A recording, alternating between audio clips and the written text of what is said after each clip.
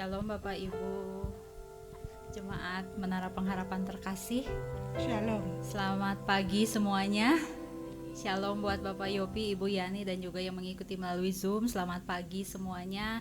Kita bersyukur kalau pagi hari ini kita masih diberikan kesehatan, kita masih diberikan kesempatan untuk beribadah, untuk berkumpul, bersekutu, memuji, memuliakan nama Tuhan.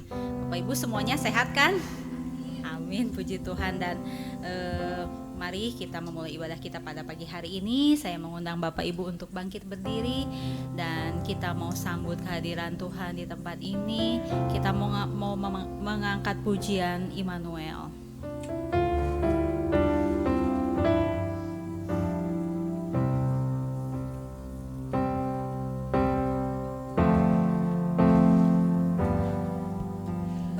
Bapakku datang dan berserah, ku nyatakan Kau yang berkuasa dalam gelap, Kau setia, Kau cahaya bagiku. Amin Tuhan.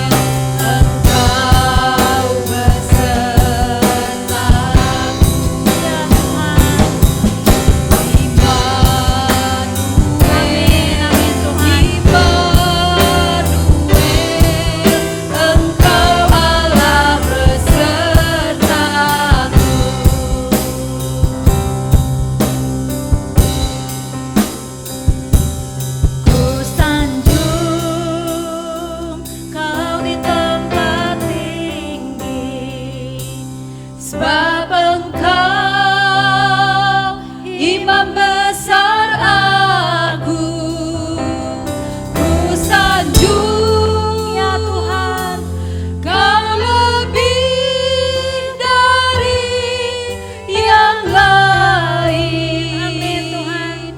Yang lain. Terima kasih Tuhan untuk kebaikan. Dan ku datang menyembahmu Tuhan. Kau ku sanjung Tuhan. Ku sanjung Kau di tempat tinggi, sebab Engkau Imam besar agung. Ku sanjung Kau lebih dari yang lain, yang lain. Dan ku datang menyembahmu Tuhan. Jemaat saja pujikan pujian ini. Ku sanjung Kau di tempat tinggi. Ya Tuhan Yesus, kami mau terus sanjung Engkau Tuhan, karena hanya Engkaulah satu-satunya Tuhan dalam kehidupan kami. Amin Tuhan. Ya Tuhan.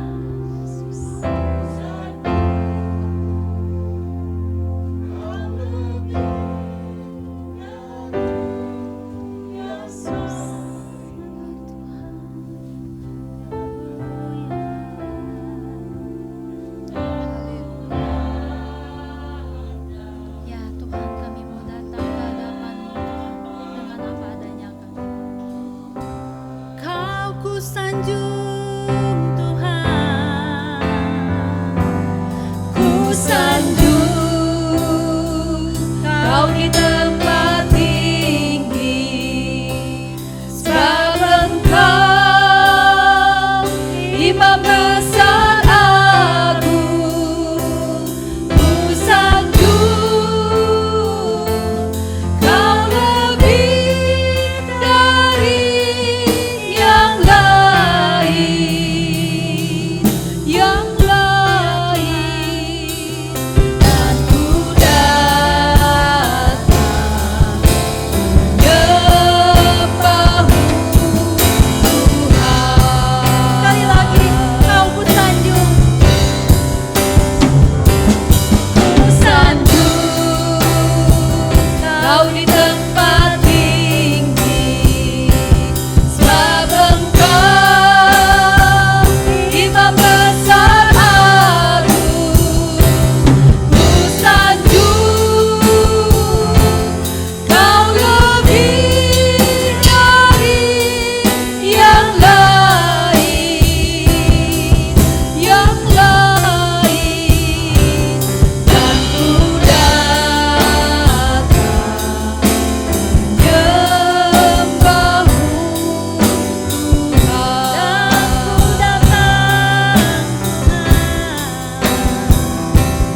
Dan ku datang menyembahmu Tuhan.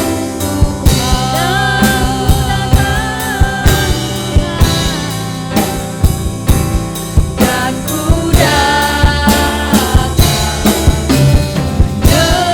menyembahmu Tuhan. Dengan kasih Pendeta Alexander Tameno untuk membuka ibadah kita pagi ini dalam doa.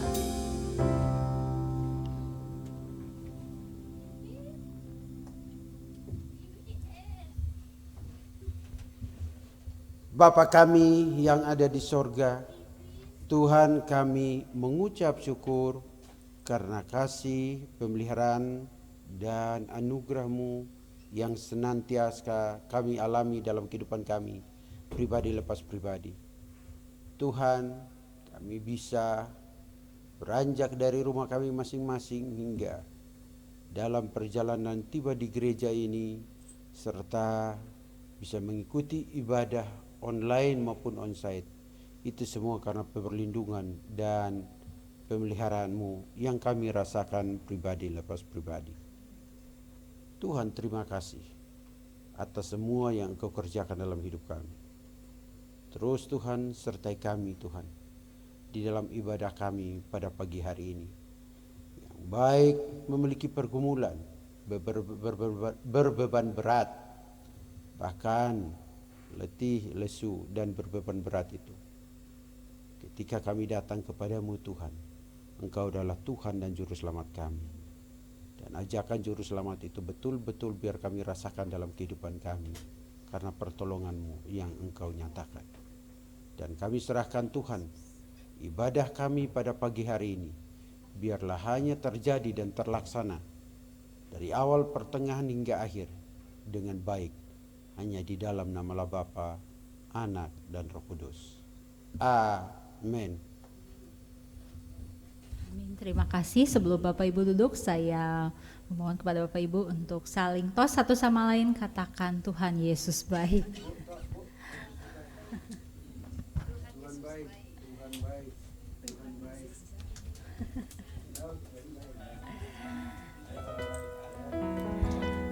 Ya, silakan duduk Bapak Ibu, dan kita bersyukur untuk kekuatan yang senantiasa Tuhan curahkan dalam kehidupan kita hari lepas hari. Bapak Ibu, saya persilahkan kepada Bapak Ibu yang mungkin mau menyampaikan kesaksiannya, yang mau menceritakan pengalaman-pengalaman indahnya bersama dengan Tuhan. Saya persilahkan. Ada barangkali? Mungkin Bu Neneng mau kesaksian?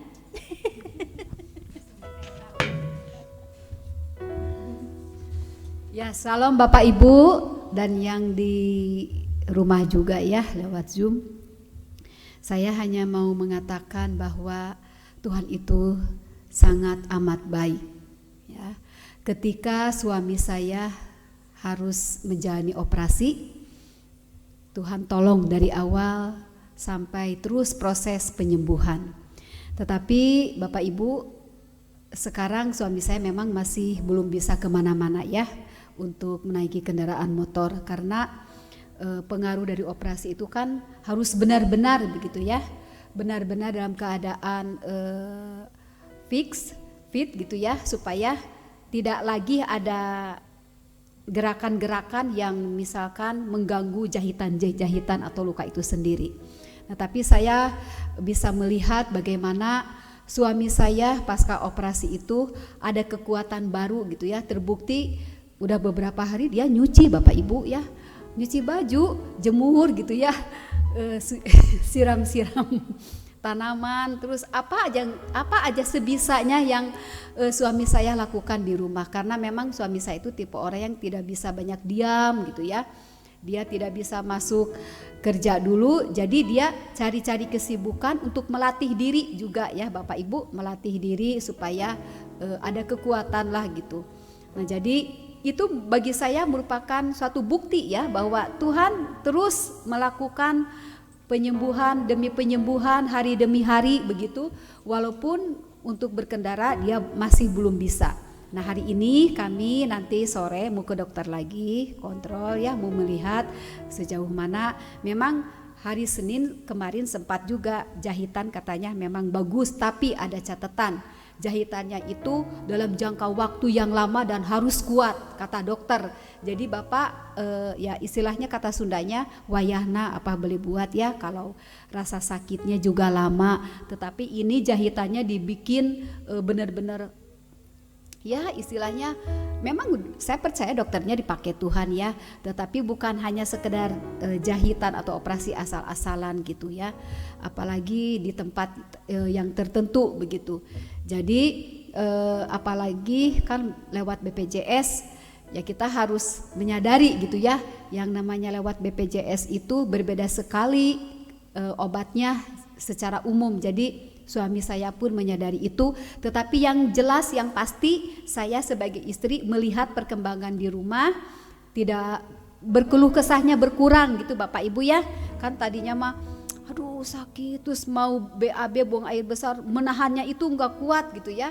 Tetapi sekarang lancar, terus kencing juga lancar, semua kotoran melalui obat-obatan racun-racun keluar ya Bapak Ibu, jadi mulai kelihatan segar. Dan itu pun karena berkat doa Bapak Ibu semua ya. Biarlah kita juga mendoakan Ibu Leva, kemarin juga sempat dioperasi kembali ternyata Bapak Ibu ya. Dan puji Tuhan dia sudah pulang, bukan operasi sesar untuk melahirkan, bukan, tetapi ada sejenis penyakit juga di mana penyakit itu harus diangkat dan harus melalui operasi. Puji Tuhan, Tuhan juga menolong beliau untuk melakukan proses itu dan berjalan dengan lancar. Nah, itulah kesaksian saya. Terima kasih, Tuhan Yesus memberkati. Puji Tuhan, terima kasih Bu Neneng atas kesaksiannya, dan Bapak Ibu kita akan terus dukung pemulihan kesehatan dari Pak Nelson biar kiranya pulih semuanya dalam nama Yesus. Amin. Dan Bapak Ibu, saya undang Bapak Ibu untuk kembali bangkit berdiri. Mari kita sama-sama memuji Tuhan. Kita bersyukur untuk kekuatan demi kekuatan yang Tuhan limpahkan dalam kehidupan kita hari demi hari. Allah sumber kuatku.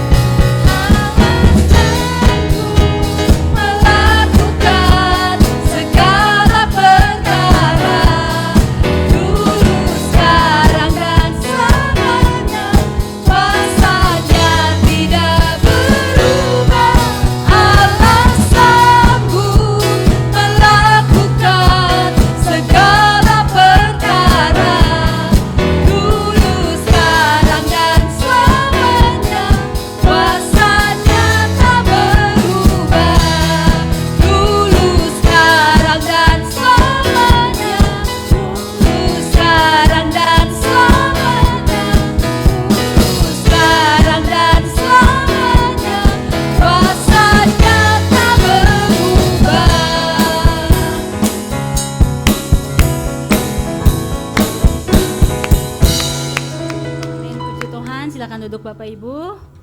Ya, barangkali ada lagi yang mau menyampaikan kesaksiannya.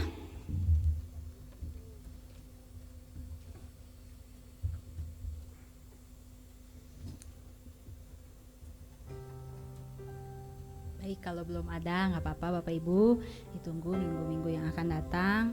Dan kita terus mengucap syukur untuk segala hal yang Tuhan dirancangkan dalam kehidupan kita.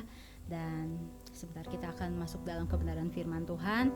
Kita mau angkat pujian ini dalam Yesus. Kita bersyukur kalau kita memiliki Tuhan yang luar biasa, yang tidak pernah meninggalkan kehidupan kita. Apapun kesesakan yang kita alami, pergumulan yang kita alami yang mungkin jauh melampaui kekuatan kita, kita tetap punya pengharapan hanya di dalam Tuhan.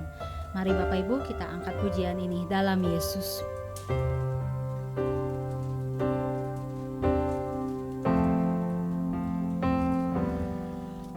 Kekuatan di hidupku, ku dapat dalam Yesus. Amin Tuhan. Dia tak pernah tinggalkanku, setia menolongku.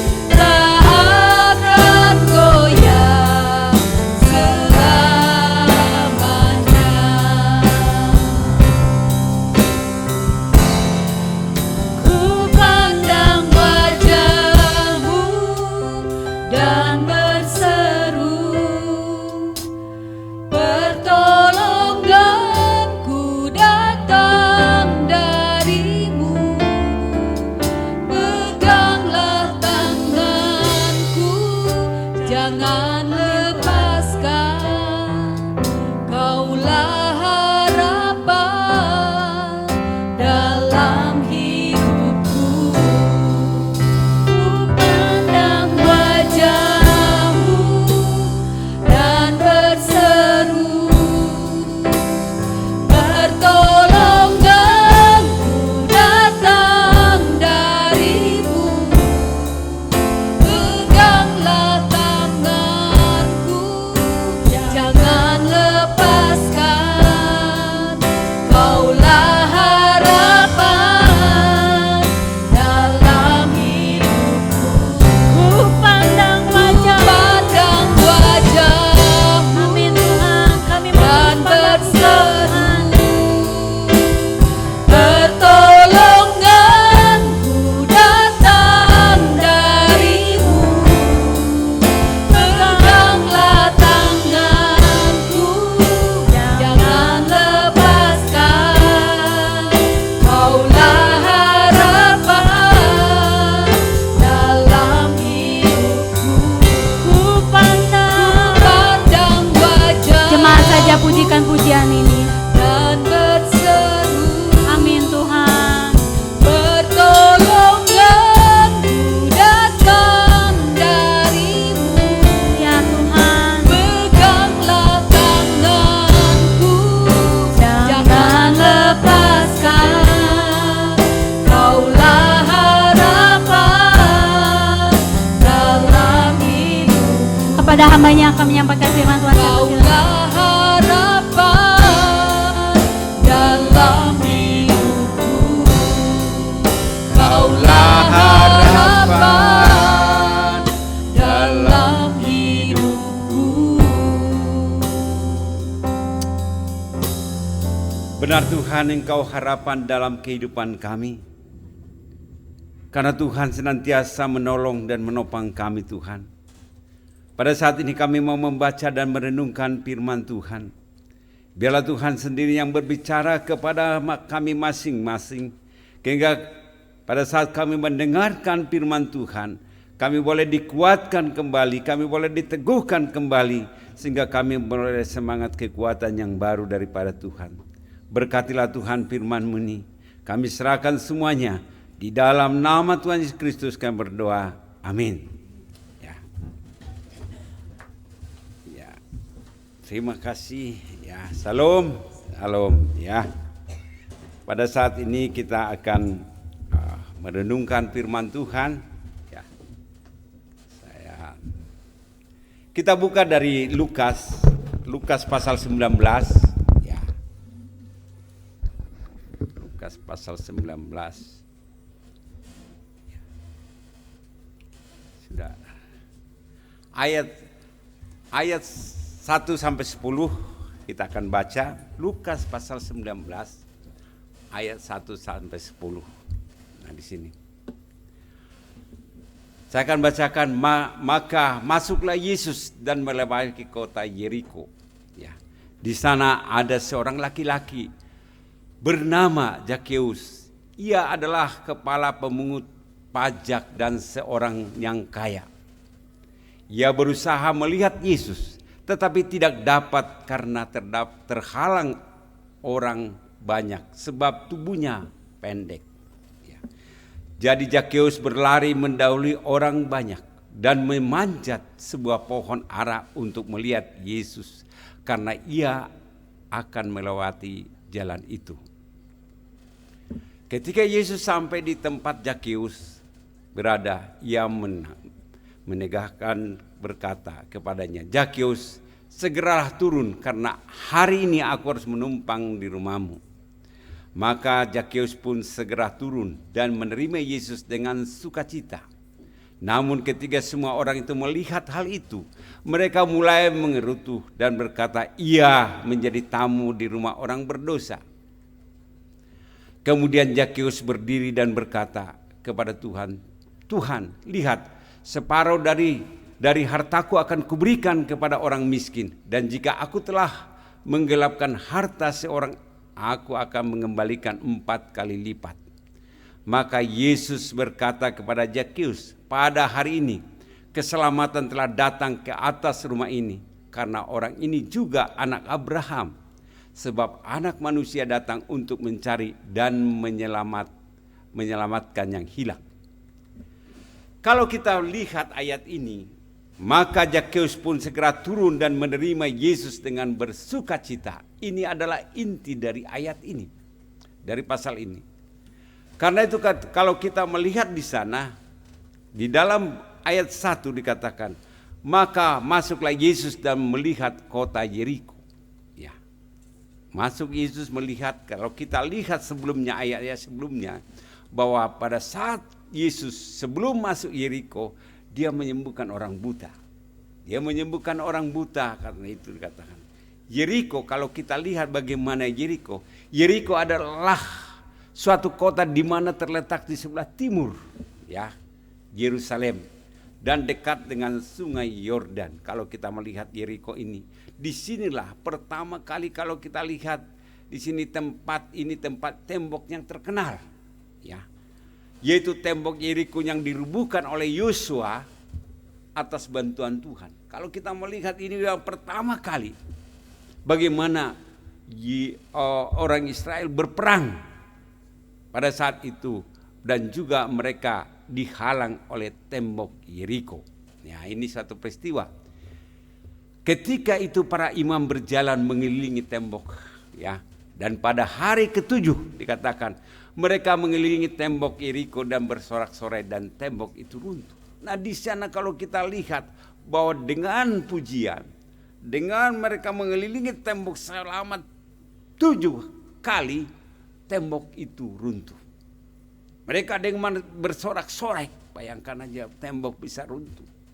Kalau kita perhatikan, inilah suatu peristiwa yang langka terjadi. Bagaimana tembok bisa runtuh? Karena kita baca Yosua pasal 6 ayat 13-16, di sana bagaimana tembok itu bisa runtuh. Nah, di sini. Kalau kita lihat di sini juga kejadian tempat juga seorang Samaria menolong seorang Yahudi setelah ia dirampok. Ini suatu peristiwa yang kedua, Yeriko ini.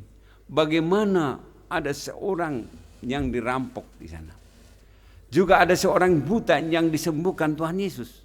Bagaimana kalau kita melihat di sana Yeriko itu seorang yang Samaria itu, bagaimana dia dirampok ketika orang Lewi itu lewat, dia tidak memperhatikannya. Dan juga pada saat ahli Taurat lewat, juga tidak memperhatikannya. Ketika orang Samaria itu lewat, dia mengurus orang yang dirampok ini. Ini satu hal yang menarik kalau kita lihat. Bahkan juga bagaimana orang buta ini juga mereka juga kalau kita lihat di sana bagaimana drama, ya. Ini kita perhatikan ayat 2 dikatakan di sana. Di situ ada seorang bernama Zakheus, ya, kepala pemungut cukai, dan ia seorang yang kaya. Ini adalah kalau kita melihat ini ditulis hanya di kitab Lukas. Di kitab-kitab yang lain tidak ditulis. Jelas sekali dikatakan di sana seorang bernama Zakheus, ya. Dan juga kepala pemungut cukai, dan juga di sini diterangkan apa pekerjaan Zakheus, dan juga dia seorang yang kaya. Ya, ini jelas sekali orang yang kaya, dia pemungut cukai, orang yang kaya. Zakheus yang berarti suci, ya, dari Zakheus, dan Zakai dikatakan di sana dia seorang yang suci setelah disucikan oleh dia yang memang suci karena dimurnikan sendiri oleh Tuhan Yesus. Kenapa dia boleh dikatakan suci? Karena dimurnikan oleh Tuhan Yesus. Dia seorang pendosa yang diubah oleh Tuhan Yesus menjadi seorang kudus. Nah, dikatakan Zakheus ini adalah seorang pendosa. Karena apa? Karena banyak kalau dikatakan karena dia pemungut cukai, sehingga dia banyak juga boleh dikatakan memeras atau memanfaatkan pajak-pajak, sehingga dia menjadi kaya. Ya, dialah seorang pemungut cukai, bahkan kepala dari pemungut cukai di daerah Yeriko. Nah, ini adalah profesinya dia seorang ini. pada masa pemerintahan Roma, dikatakan di sana pemerintahan Roma banyak orang-orang Yahudi yang harus untuk membayar pajak kepada kaisar pemerintah Roma. Dia dipakai oleh bangsa Romawi untuk apa? Memungut cukai di tempat dia berada. Ya, dia seorang pemungut cukai. Dan sangat umum pada waktu itu, kalau kita bahwa seorang pemungut pajak biasanya menarik pajak lebih daripada yang ditetapkan oleh pemerintah Roma, iya kan? Jadi rata-rata kalau kita melihat ini, pemungut pajak itu rata-rata kaya. Ya. Di Indonesia juga banyak orang kaya pemungut cukai kan, pemungut pajak. Kalau dia udah kerja di pajak, pasti uangnya berkelimpahan. Ini tidak jauh kalau kita menyaksikan ini. Karena itu, karena Zakheus seorang Yahudi, maka dia dianggap seorang yang berkhianat terhadap bangsanya sendiri. Nah, ini masalahnya. Ya, karena dia bekerja pada pemerintah Roma, pada penjajah. Nah, ini masalah yang dihadapi oleh Zakheus. Kenapa dia dibenci? Kenapa dia dikatakan sebagai pengkhianat? Karena pekerjaannya. Karena pekerjaannya dia selalu menekan orang-orang yang ada di Israel sana. Sehingga dia dipakai untuk memperkaya diri dan juga memperkaya orang Romawi di sana. Nah, ini satu hal yang menarik kalau kita melihat bagaimana pekerjaan Zakheus. Nah, ini. Apakah kita seperti Zakheus yang mengambil hak orang lain? Seringkali gitu juga. Kita mengambil hak. Ya. Kalau Zakheus mengambil hak dalam memperkaya diri, kita juga banyak mengambil hak di dalam segala hal. Mungkin kita ambil hak waktu untuk Tuhan kita ambil, ya. Kita sia-siakan hak-hak orang yang dikatakan hak orang lain, kita juga bisa mungkin melakukannya di dalam kehidupan kita, ya. Ini pertanyaan, sebagai orang tua, apakah kita mengambil hak anak kita? Ya kan, kadang-kadang ada sebagai orang tua, kadang-kadang kita mengambil hak anak yang berhak untuk bercanda, ya, yang bercerita dan bersuka cita bersama-sama dengan orang tuanya. Ini kadang-kadang kita tidak mengambil hak itu. Ya. Kita lihat bagaimana di dalam keluarga kita, di dalam kehidupan kita. Mungkin juga kita sama dengan Zakheus di dalam hak. Di dalam hak kita mengatur segala sesuatu yang kita butuhkan. Dalam hak, dalam keluarga, dalam hakmu ini. Ini yang terjadi. Sebagai umat Tuhan, apakah kita juga sudah memberikan apa yang menjadi hak Tuhan? Untuk apa? Untuk disembah dan dimuliakan. Nah, di dalam kehidupan kita. Apakah kita mengambil hak kalau kita kasih waktu untuk Tuhan? Sehingga kita kadang-kadang hanya boleh dikatakan hanya semangat. Ya kadang-kadang gitu ya. Semangat 1 minggu. Setelah itu luntur lagi. Kita ambil hak Tuhan. Padahal kita harus mengembalikan setiap hak Tuhan untuk memuliakan Dia. Karena kita inilah boleh dikatakan hak ini. Apakah kita juga seperti Zakheus yang korupsi waktu? Nah, ya kan, kadang-kadang kita korupsi waktu untuk pergi ke gereja, ya. Waktu berdoa, waktu membaca Alkitab, kita juga bisa melakukan hal seperti itu.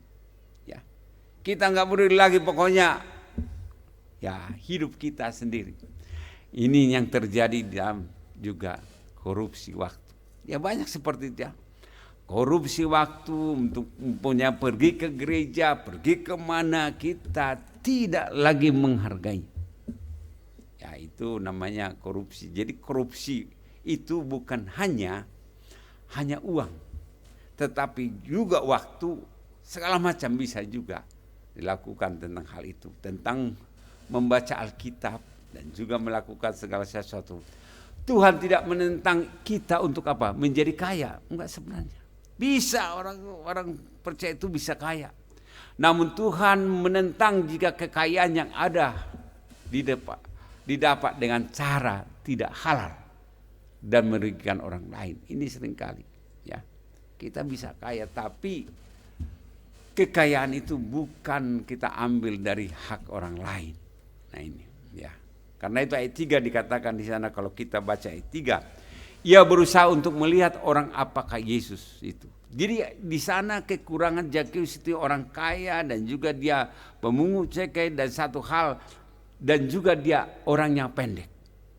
Ya, itu kekurangannya. Ada kekurangan Zakheus itu, dia badannya pendek. Ia berusaha untuk melihat apakah Yesus, tetapi ia tidak berhasil karena apa? Orang banyak sebab badannya pendek. Ini kekurangan. Karena itu kalau kita melihat di sana, setiap orang punya kekurangan. Ada kekurangan, tidak ada orang manusia itu sempurna, tapi ada kekurangannya. Nah, kekurangan inilah yang dialami oleh Zakheus sehingga dia tidak bisa melihat Tuhan Yesus di tengah-tengah banyaknya orang. Dia tidak bisa melihat. Ini satu hal. Zakheus tentu sudah mendengar tentang Tuhan Yesus. Kalau kita melihat bagaimana Yesus sebelum dia masuk ke Yeriko, dia sudah menyembuhkan orang buta. Bahkan nama Yesus sudah terkenal. Bahkan karena itu Zakheus juga ingin menyaksikan seperti apa Tuhan Yesus. Ya, dia ingin melihat bagaimana Tuhan Yesus. Di mana terlihat dari keinginannya untuk melihat Tuhan Yesus. Bagi ada suatu keinginan untuk melihat Tuhan Yesus. Kalau kita melihat khotbah kemarin Bu Ade, bagaimana kita Yesus memandang dari surga, Yesus melihat, dan juga ada keinginan Zakheus untuk melihat Yesus. Ada kerinduan hatinya untuk seorang bagaimana Tuhan Yesus. Nah, keinginan itu yang perlu. Karena itu dikatakan oleh, kalau kita melihat, cari dahulu kerajaan Allah dan kebenarannya, maka semuanya. Nah, kita ini sebagai orang percaya harus juga aktif. Di dalam apa? Di dalam mencari Tuhan. Ada satu aktif seperti Zakheus. Di dalam kekurangannya dia ada kerinduan untuk apa? Melihat Yesus di dalam kekurangannya.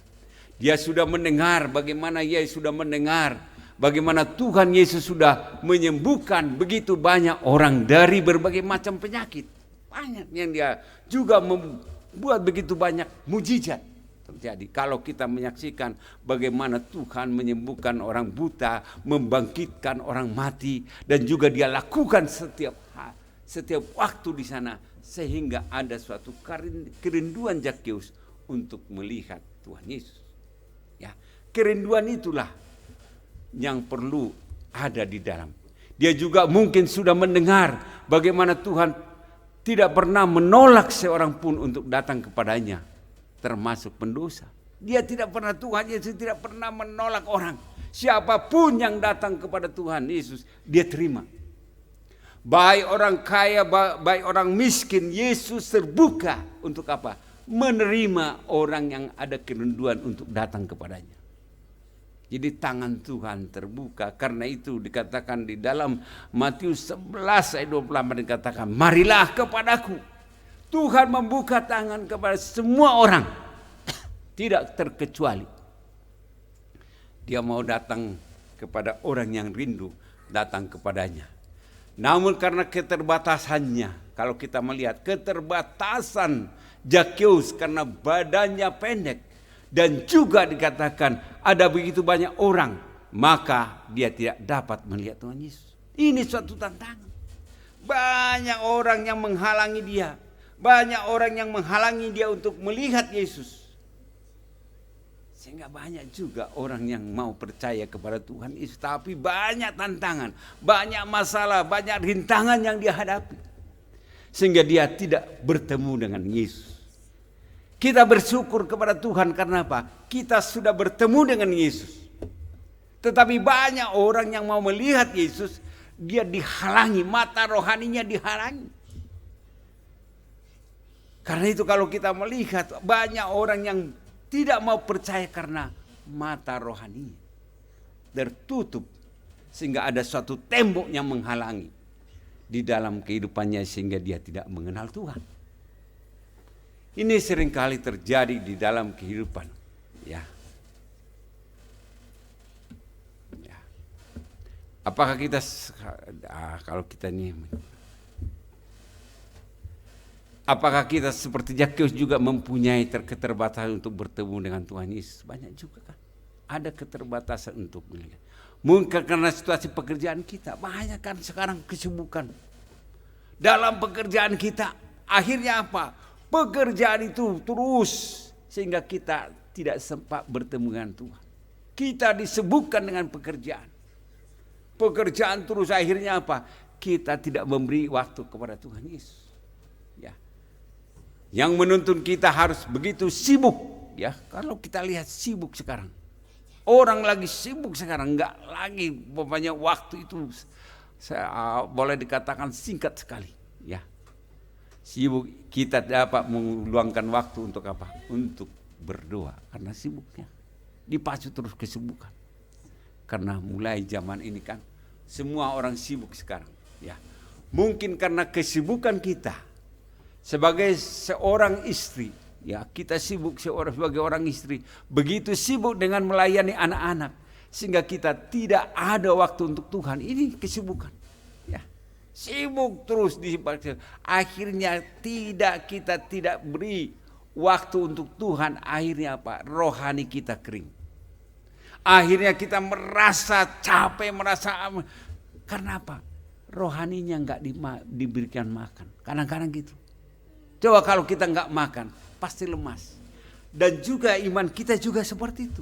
Kalau kita enggak terus memacu, kalau kita enggak punya keinginan untuk baca Alkitab, untuk berdoa, maka hari demi hari kita menjadi kering rohani. Akhirnya semangatnya kurang. Ya. Akhirnya apa yang terjadi? Kita merasa ditinggal sendiri. Karena kita tidak memenuhi makanan-makanan rohani, ya kan? Gak lagi kita beri kesempatan kita untuk memuji Tuhan sendiri, membaca Alkitab sendiri, berdoa sendiri, mengatakan segala sesuatu kepada Tuhan. Iyalah gitu. Akhirnya apa? Beban kita tanggung sendiri.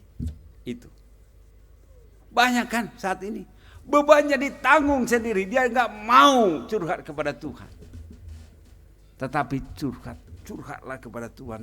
Terus apa masalahmu, apa pergumulanmu, beritahu kepada Tuhan.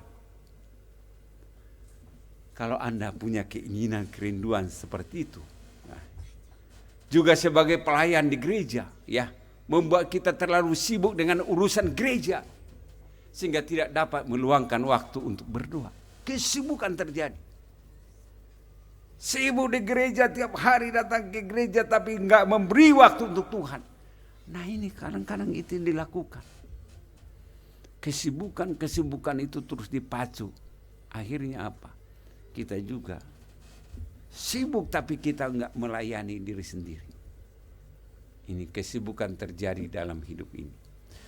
Apakah kita juga terhalang bertemu dengan Tuhan Yesus karena orang lain? Ya, ada juga. Mungkin kita takut ditertawakan, ya ini. Ketika mau menunjukkan bahwa kita adalah murid Tuhan Yesus. Kalau kita tidak ikut merokok, ya, menyontek, atau kita tidak ikut dianggap benci oleh teman, ini yang dialami oleh anak-anak muda. Karena itu anak-anak muda banyak ikut-ikutan. Ketika mereka berteman, kalau mereka tidak bergaul dengan selera anak-anak muda, sehingga dia terjun, ya, anak-anak muda. Akhirnya apa? Wah, kamu banci katanya, enggak merokok katanya. Akhirnya karena dia ingin bergaul sehingga dia juga merokok juga, ya kan? Ini peristiwa-peristiwa akhirnya dia tergoda di dalam kehidupannya. Mungkin karena dia tidak memberi waktu kepada Tuhan. Nah, ini. Bagaimana kita dapat bertemu dengan Tuhan? Ini masalahnya. Bagaimana kita dapat bertemu dengan Tuhan? Ya, ini. Karena itu dikatakan dalam Yeremia pasalnya yang ke-29 ayat 12 sampai 13. Dan apabila kamu berseru datang untuk berdoa kepadaku, maka aku akan mendengarkannya. Ya, kalau kita datang Tuhan mendengar. Apabila kamu mencari aku, kamu akan menemukan aku. Apabila kamu menanyakan aku dengan segenap hati. Inilah dikatakan, kalau kita datang kepada Tuhan Yesus, Tuhan Yesus mendengar. Ya. mendengar, dan juga kalau kita menanyakan Tuhan dengan segenap hati.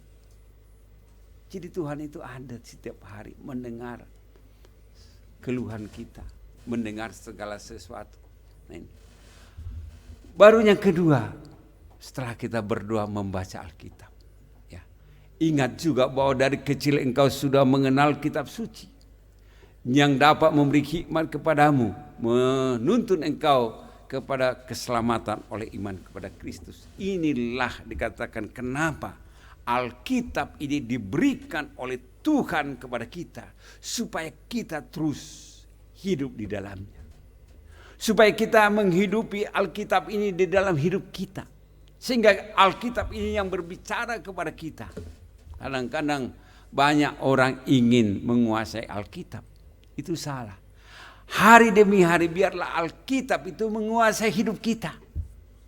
Kalau Alkitab itu ada yang ditulis di sini menguasai hidup kita, kita menjadi surat Kristus yang hidup. Melalui apa?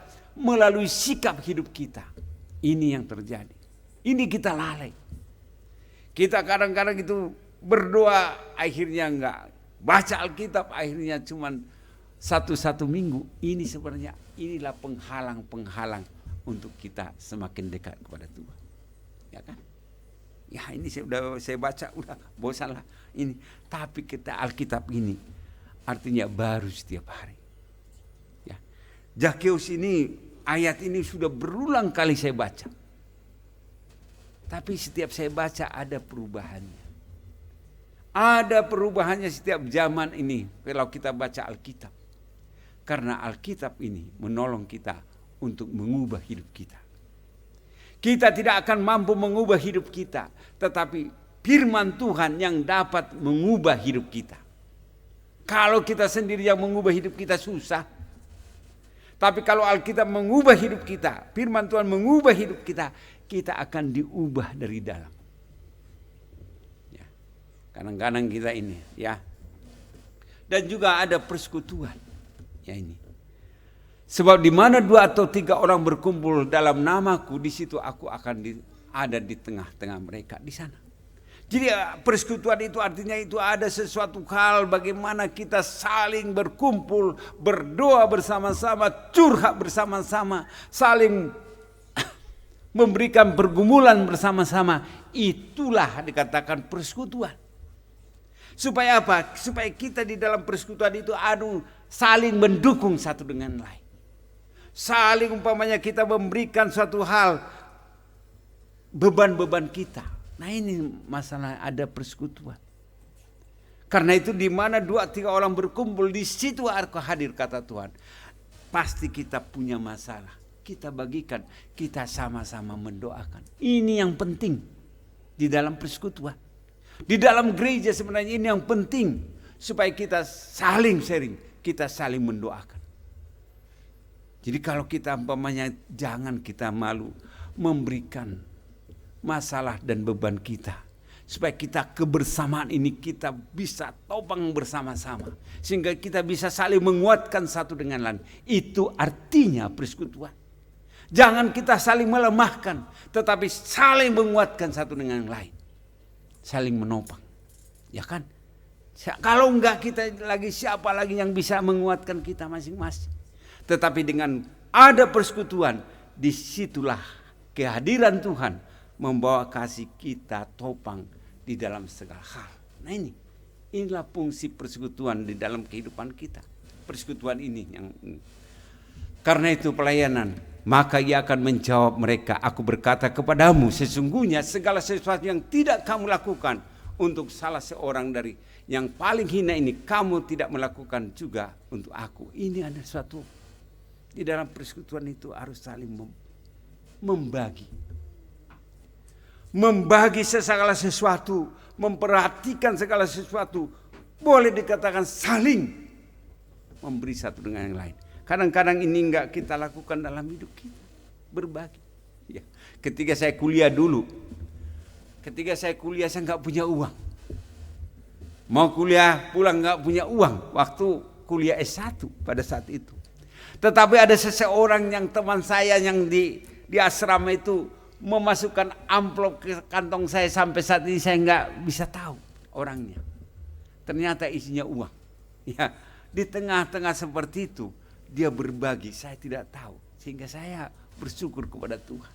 Kadang-kadang ini berbagi satu sama lain atau memperhatikan satu dengan lain sehingga mereka didopang. Karena kita tidak tahu kan, Tuhan menolong lewat segala sesuatunya. Ini artinya bagaimana dikatakan oleh Tuhan Yesus di dalam Matius pasal 25.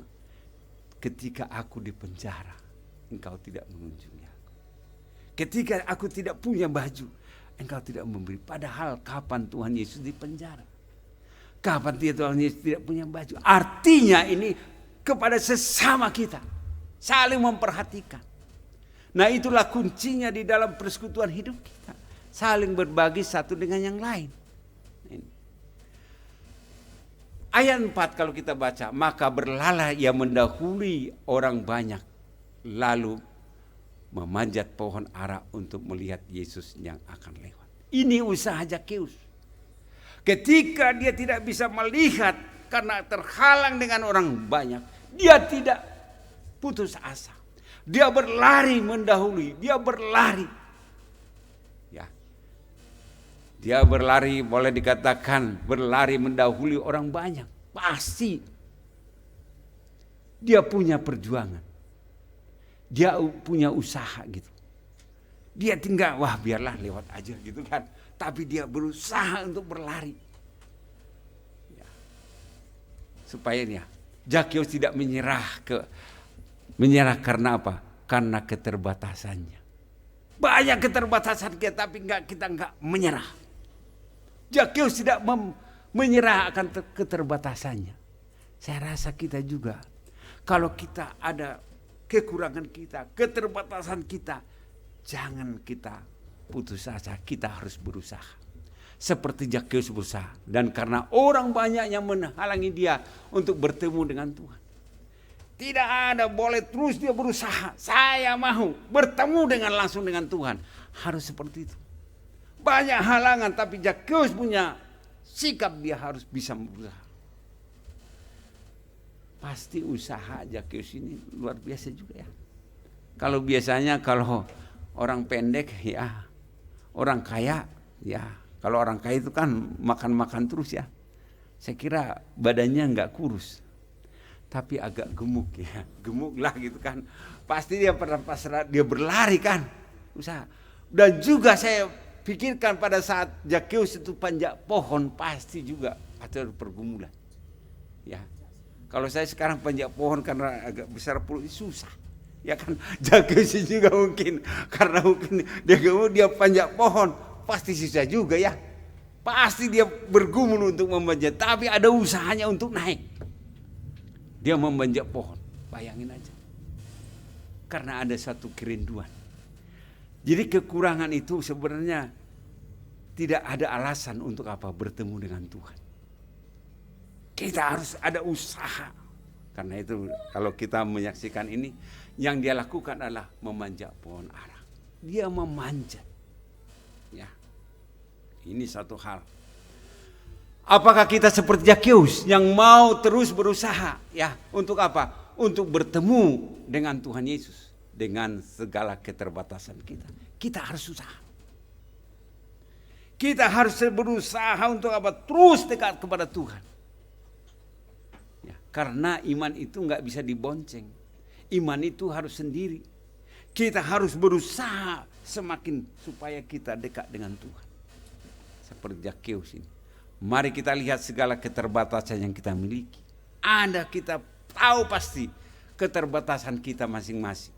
Ya, mungkin ada sebagian dari kita berkata, saya tidak pandai untuk bicara di depan umum. Ini alasannya. Saya nggak bisa lah. Disuruh saya nggak bisa. Banyak alasan. Seperti yang dialami Musa. Ketika Musa mau diutus oleh Tuhan ke Mesir untuk membebaskan bangsa Israel. Banyak alasan. Saya nggak bisa Tuhan bicara. Saya nggak bisa ini Tuhan. Banyak alasan kita untuk apa? Untuk supaya kita nggak datang kepada Tuhan. Ya, jangan saya dulu. Jangan saya dulu gitu kan. Ya kan? Akhirnya kita menolak. Menolak apa? Menolak dipakai Tuhan. Ya kan? Jadi orang lain mendapat berkat. Karena kita menolak berkat daripada Tuhan, orang berkat kita itu diberikan kepada orang lain. Jadi kalau kita disuruh, kita harus mau. Karena itu berkat Tuhan. Ya. Kalau Anda menolak berkat Tuhan, berarti dikasih kepada orang lain. Ya kan? Sehingga kadang-kadang kita seperti itu. Kadang-kadang kita mengatakan kalau tidak ada saya, nggak mungkin jadi. Nah, akhirnya berkat itu dikasih ke orang lain. Ya kan? Tuhan itu seperti itu. Jadi kita harus menerima berkat yang Tuhan berikan. Apapun yang ditawar kita mau. Ya, banyak orang menolak berkat secara umum ya. Nah, saya mau melayani tapi saya tidak mampu. Ini alasannya. Saya mau melayani tapi saya nggak mampu. Ya. Kalau kita mau melayani, Tuhan akan memberikan kemampuan. Itu yang harus kita pelajari. Kalau Tuhan udah menyuruh kita, Tuhan akan melengkapi kita. Tapi kalau kita punya alasan, nah itu kan. Ya, kadang-kadang itu.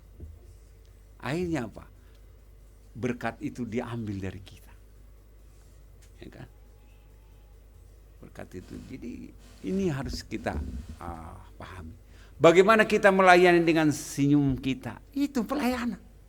Ketemu dengan orang senyum, ya salam selamat pagi, ya Tuhan berkati. Ini juga pelayanan. Tapi kalau kita datang ketemu orang kita cemberut, nah itu bukan, ya pasti banyak buah. Senyum juga pelayanan. Siapa tahu orang itu beban berat, kita sapa, salam, senyum, itu pelayanan. Membuat hati tenang, ya kan? Jadi ya kalau Anda ketemu orang senyumlah, kan? Ya pasti orang itu pasti senyum. Ya. Dulu ada teman saya susah senyum. Walaupun dia saya senyum, ya. Walaupun dia senyum tapi berat gitu kan. Karena bukan akhirnya dia senyum, ya kan. Dulu saya enggak susah untuk senyum. Ya. Dulu saya enggak pernah senyum lah gitu karena beban gitu kan. Enggak pernah senyum. Tapi saya belajar, Tuhan berikan kepada saya hati yang bisa senyum gitu kan. Nah ini tersenyumlah. Ya.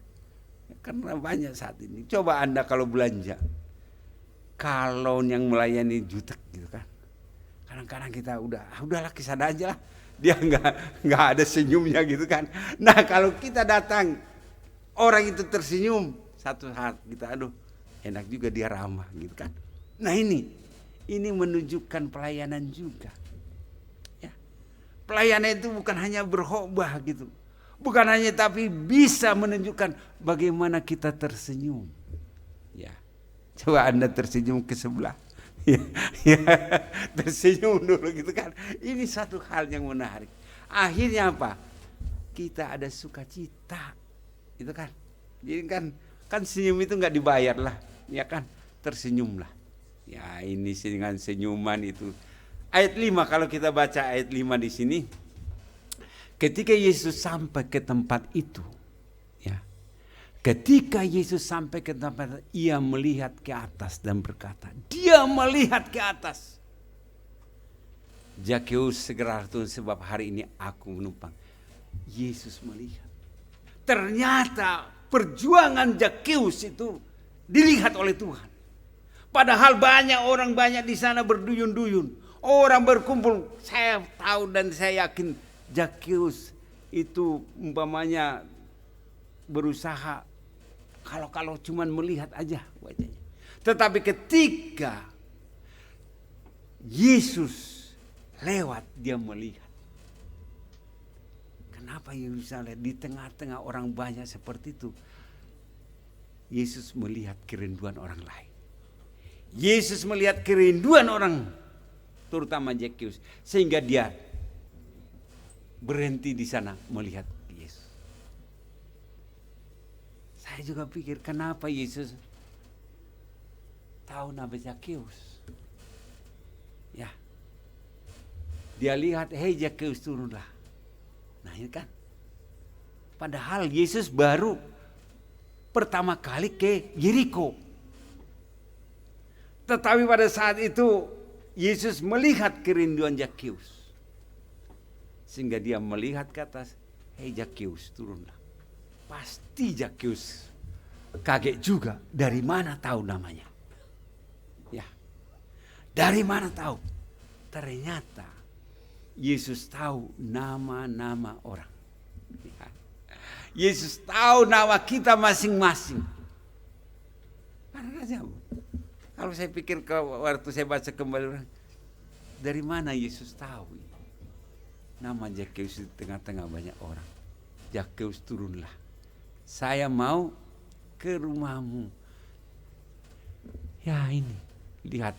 Karena Zakheus sudah berusaha dengan segala keterbatasan dia, akhirnya dapat berjumpa dengan Tuhan. Nah ini. Dia menumpang di rumah. Aku mau datang ke rumahmu. Dikatakan di sana, di tengah-tengah itu, Tuhan Yesus mau datang ke rumah. Ya. Inilah yang saya pelajari, bagaimana Tuhan rindu untuk datang ke rumah kita masing-masing. Aku mau mampir ke rumahmu. Aku mau datang ke rumahmu. Nah di sini.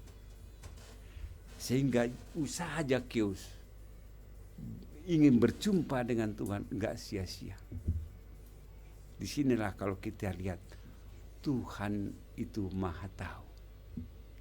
Tuhan itu tahu masalah kita. Tuhan itu tahu pergumulan kita. Tuhan itu tahu segala sesuatu yang akan kita hadapi. Sehingga Zakheus tidak sia-sia dia berjuang. Saya juga kira kalau kita berjuang ingin berjumpa dengan Tuhan, enggak sia-sia. Tuhan tahu. Segala pergumulan kita, segala masalah kita, Tuhan pasti tahu. Ya ini. Ya kalau kita melihat di sana. Ya ini. Bagaimana pertemuan Tuhan Yesus dengan Zakheus? Kalau kita lihat, Tuhan Yesus terlebih dahulu mengadakan inisiatif. Tuhan yang berinisiatif. Tuhan yang memanggil Zakheus. Tuhan juga yang mengambil, kalau kita lihat dalam Kejadian pasal 3, Tuhan juga yang memanggil Adam. Adam di mana engkau? Ini juga bagaimana juga Zakheus dipanggil oleh Tuhan. Zakheus, turunlah. Nah ini. Dia yang terlebih dahulu membuka pembicaraan dengan Zakheus. Tuhan yang dahulu berusaha untuk bicara dengan Zakheus. Ya, Tuhan Yesus lakukan ini. Pertama dikatakan, bagaimana Tuhan Yesus berhenti. Yang pertama, bagaimana Tuhan berhenti. Ya, Tuhan Yesus berhenti di bawah pohon tempat Zakheus ada. Ya, di tengah-tengah orang banyak dia pas lagi di bawah pohon dia melihat ke atas. Nah, ini. Padahal pada saat semua orang memandang pada Zakheus, Tuhan Yesus justru melihat ke atas kepada Zakheus. Nah, dia melihat bagaimana usaha Zakheus. Ternyata usaha kita juga bisa dilihat Tuhan. Nah ini, di sini dia memanggil di sana. Bayangkan tidak ada orang yang memanggil Zakheus dengan namanya. Namanya terkenal adalah pemungut cukai. Nama Zakheus itu adalah pemungut cukai, tetapi Tuhan Yesus memanggil nama yang sesungguhnya itu Zakheus. Dulu dia terkenal adalah pemungut cukai yang dibenci orang, tetapi ketika Yesus memanggil namanya, Zakheus turunlah. Ini suatu makna yang luar biasa. Semua orang memanggil Zakheus dengan apa? Sebutan pemungut cukai. Tetapi Yesus memanggil dia Zakheus. Ya. Tuhan Yesus juga memanggil kita dengan apa? Nama kita masing-masing. Ya. Tuhan memanggil nama kita masing-masing, ingatlah. Tuhan tahu nama kita. Ya. Tuhan tahu nama kita masing-masing karena nama kita dicatat di dalam buku kehidupan. Jadi Anda bersyukur Tuhan mengetahui namamu, ya kan? Walaupun engkau membuat nama samaran, tapi Tuhan tahu nama siapa asli, ya kan? Ya kan? Nah ini, Tuhan tahu ketika Yesus ini, nah ini, meminta dari sini. Jangankan meminta untuk apa? Menjadi teman. Berbicara orang segan kepada Zakheus. Berbicara segan. Karena tadi dia adalah seorang pejabat, dia adalah orang kaya, ya. Mungkin orang segan. Ya. Meminta, ya. Tetapi Tuhan Yesus meminta kepada Zakheus untuk apa? Untuk dapat tinggal di rumahnya.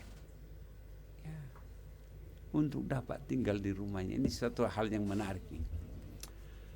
Tinggal di sini dikatakan Tuhan Yesus mau tinggal menginap di rumah Zakheus. Nah di sini Tuhan Yesus menciptakan langit dan bumi, mau memilih untuk tinggal di rumah Zakheus, seorang pendosa. Ya, sementara orang menganggap najis untuk mengajikan kakinya di rumah sang pendosa. Menginjak kakinya juga orang nggak mau. Najis katanya. Karena apa? Dia makan makanan haram, ya kan? Uangnya uang haram, nggak mau dekat dengan dia. Sehingga dia tidak berteman. Dia asingkan dia. Di tengah-tengah bangsanya dia diasingkan karena apa? Karena dia boleh dikatakan dipakai oleh penjajah untuk memungut cukai. Ya kan? Ini seorang pendosa. Tuhan Yesus juga mau tinggal di hati kita, ya, di dalam kehidupan kita, di permasalahan kita. Tuhan Yesus mau tinggal. Tuhan Yesus juga mau tinggal di hati kita. Karena itu dikatakan dalam Wahyu 3:20, lihat aku berdiri di muka pintu. Tuhan itu terus berdiri di muka pintu dan mengetuk. Jikalau ada orang yang mendengar suaraku, dikatakan, dan membukakan pintu, aku akan masuk, makan bersama-sama dengan dia, dan dia bersama-sama dengan aku. Ketika tadi ada ketokan, Pak Halek buka pintu, ya kan? Dia minta dia masukin. Nah ini, itulah Tuhan Yesus selalu mengetok pintu hati manusia. Kalau hati manusia itu mau mendengar suara Tuhan, membukakan pintunya, pintu hatinya, dia akan masuk. Tinggal di dalam hati kita, tinggal di dalam rumah kita. Akhirnya pada saat Yesus tinggal dalam rumah kita, ada damai sejahtera di sana. Ada sukacita di sana, di dalam kehidupan rumah kita. Inilah suatu perubahan. Ada sukacita yang diterima pada saat kita mau membuka pintu hati kita. Supaya Yesus yang ada masuk ke dalam hati kita. Ini yang penting.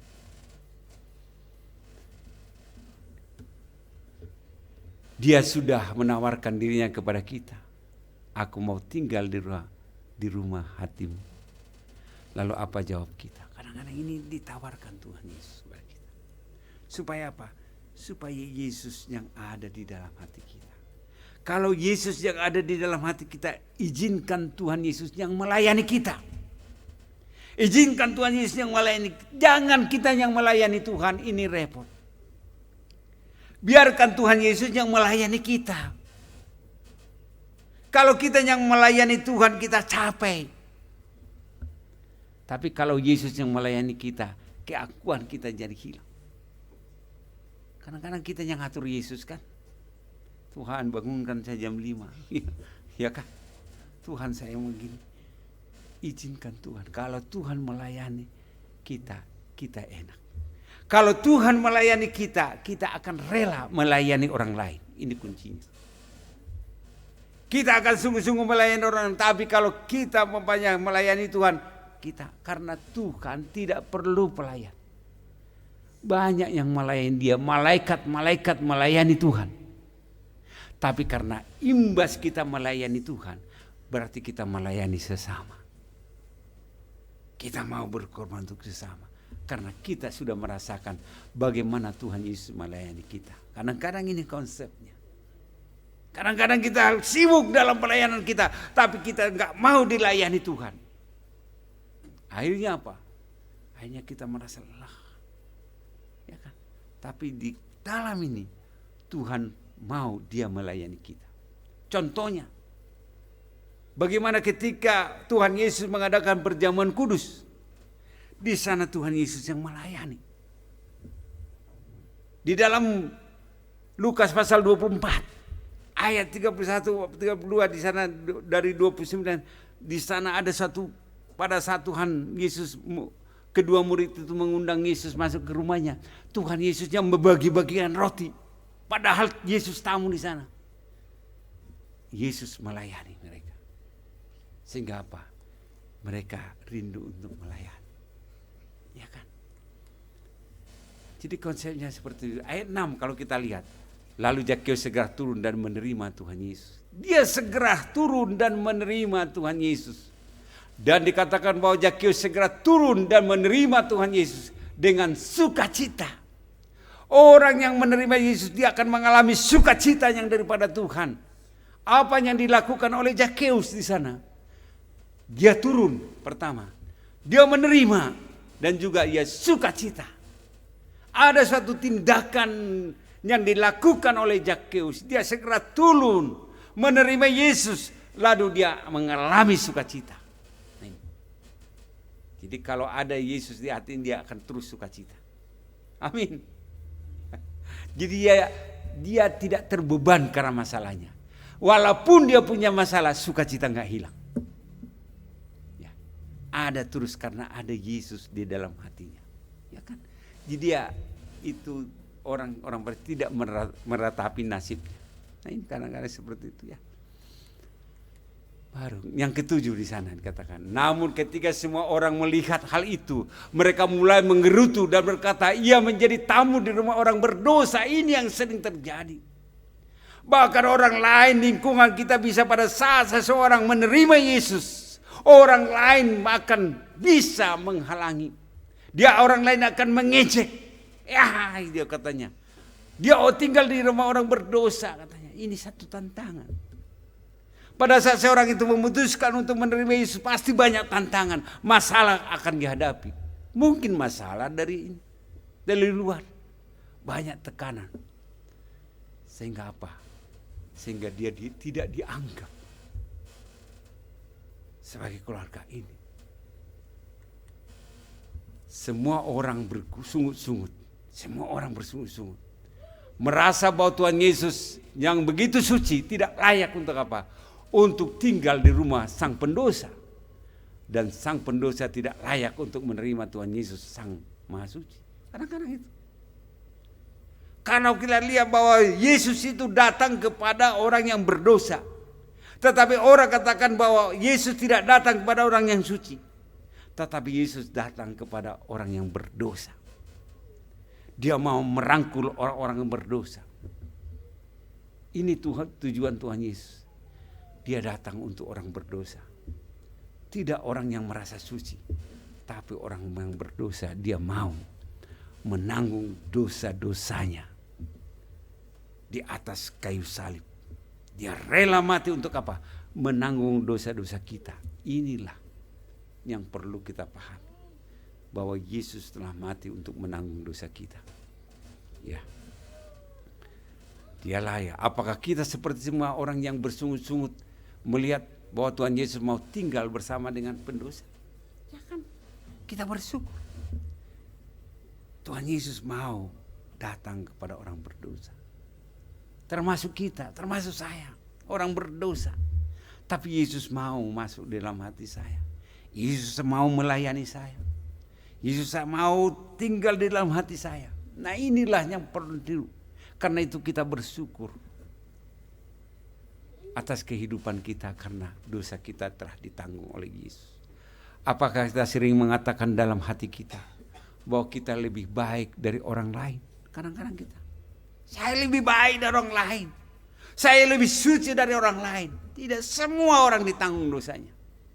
Bahwa kita lebih layak untuk apa? Melayani Tuhan Yesus daripada orang lain. Kita dilayakkan bagaimanapun kita. Tuhan telah memilih kita. Kita dilayakkan untuk melayani Dia ya, dengan hidup kita. Ini.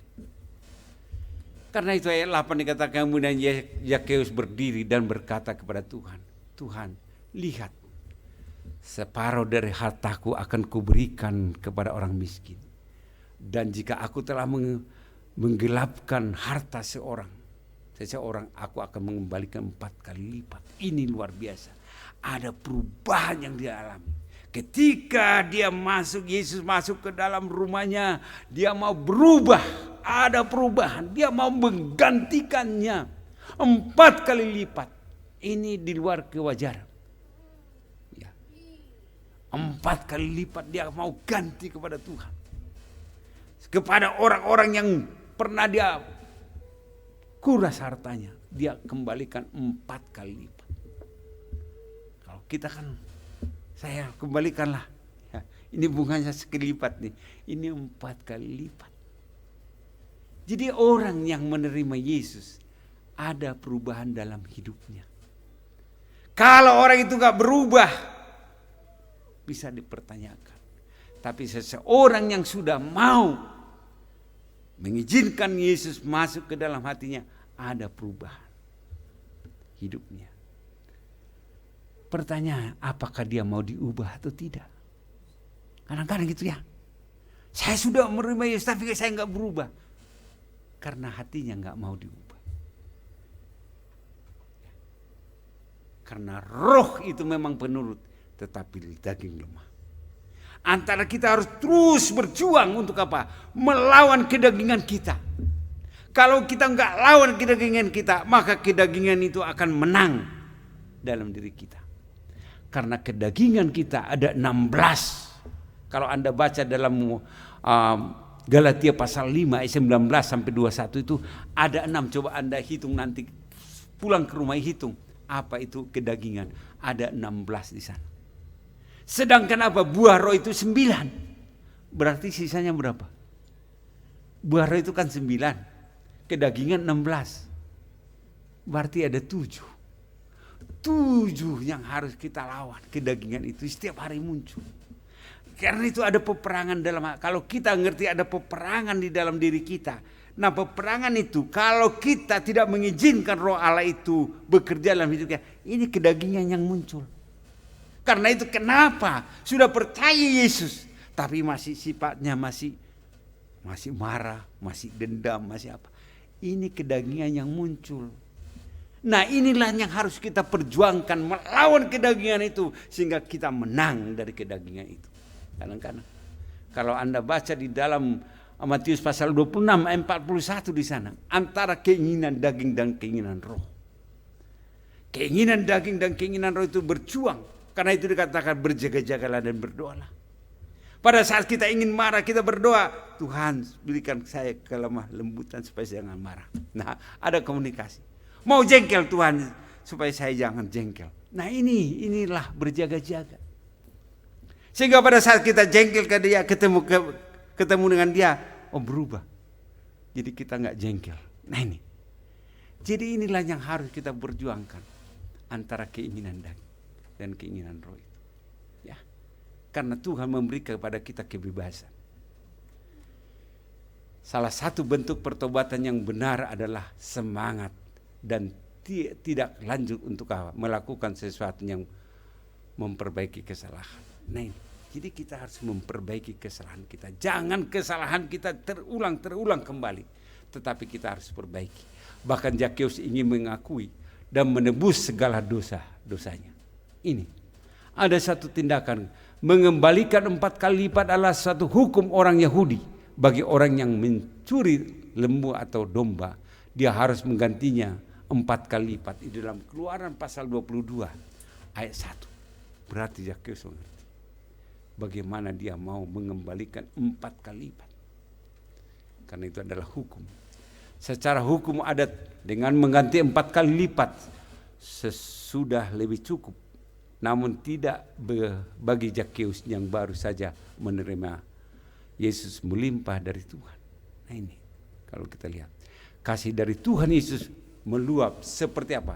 seperti yang digambarkan Daud dalam Mazmur 23 ayat 5. Di sana dikatakan, kasih yang mendorong Zakheus untuk apa? Melakukan hal yang lain, yang melebihi tingkat keadilan, yaitu dengan mengatakan, Tuhan Yesus, setengah dari milikku akan kuberikan kepada orang miskin. Inilah perubahannya.